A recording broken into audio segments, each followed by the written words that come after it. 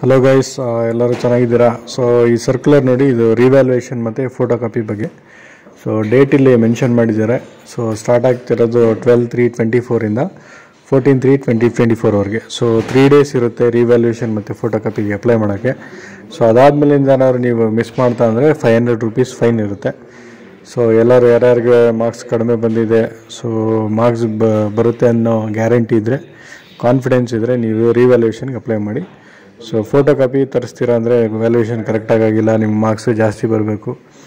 ಬರ್ದಿರೋಕ್ಕಿಂತ maximum difference ಬರ್ತಾ ಇದೆ, more than 15 or 20 marks. So ನೀವು ಫೋಟೋ ಕಾಪಿ ಕೂಡ ತರಿಸ್ಬೋದು, ಓಕೆನಾ?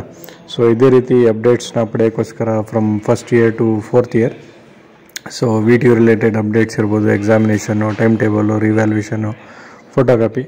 ಸೊ ಎಲ್ಲ ಈ ಚಾನಲ್ನ ಸಬ್ಸ್ಕ್ರೈಬ್ ಮಾಡಿ ಮತ್ತು ಫಾಲೋ ಮಾಡಿ. So thank you all, thank you guys.